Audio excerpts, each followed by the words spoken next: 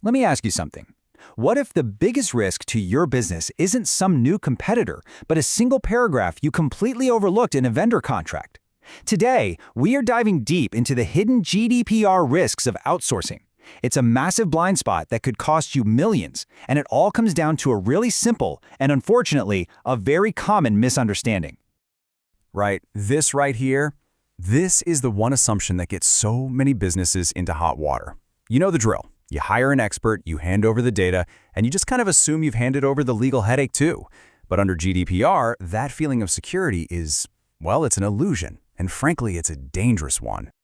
So let's break this down, because it's so important. The myth, the thing everyone wants to believe, is that if you delegate the task, you delegate the risk.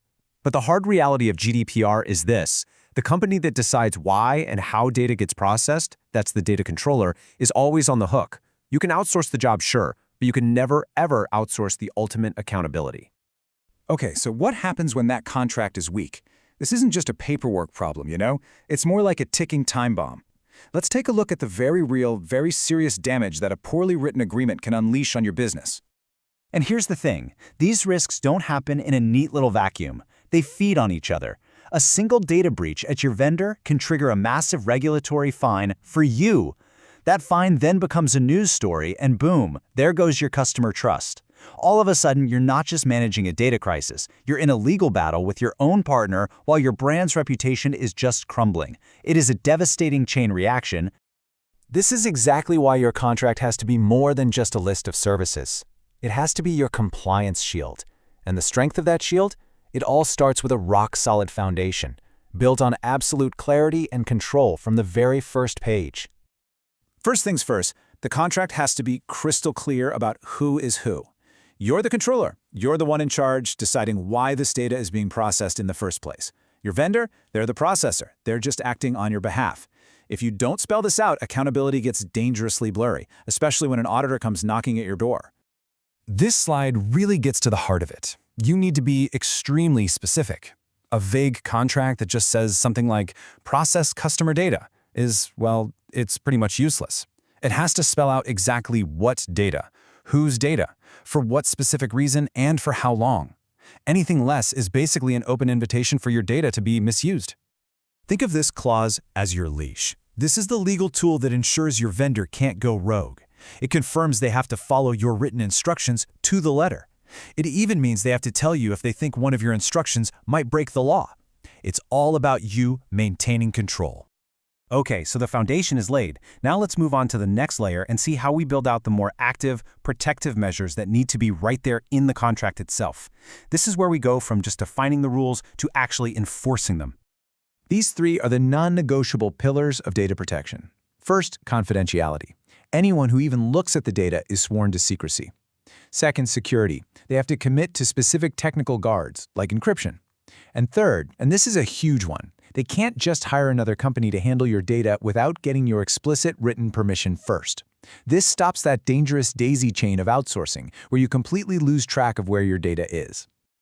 When a breach happens, the clock starts ticking immediately. Your contract has to force your vendor to notify you without undue delay. That doesn't mean in a week or after they finish their own internal review. It means right away.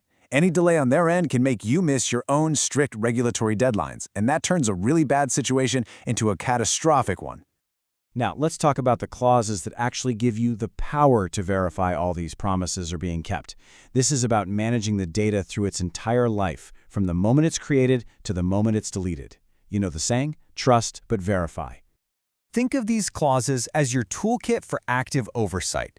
Audit rights let you check their work. Data subject rights clauses make sure they'll help you when one of your customers wants to access or delete their data. And hey, if your data is going overseas, the contract absolutely must specify the exact legal mechanism being used, like standard contractual clauses, or SCCs, which are basically pre-approved agreements that make those international transfers legal. So what happens when the project's over? You can't just let your data sit around on some old server collecting dust. The contract needs a clear end-of-life plan. You get to choose if the data is returned to you or securely deleted, and they have to give you proof that they actually did it.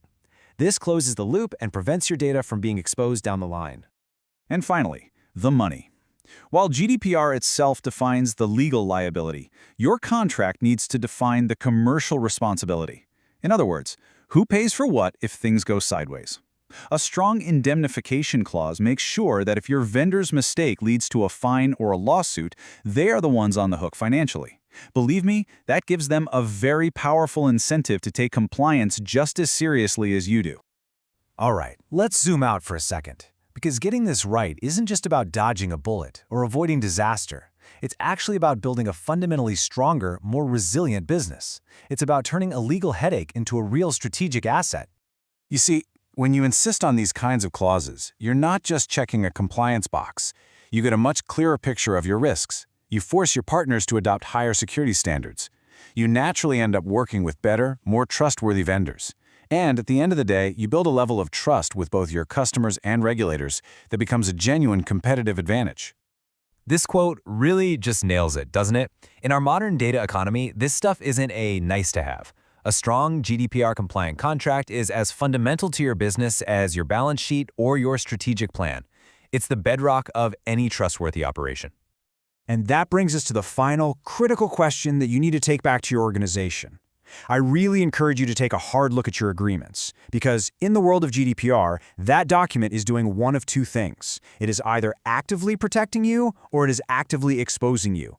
There really is no middle ground. The only question is, which one is it, before it's too late to change the answer.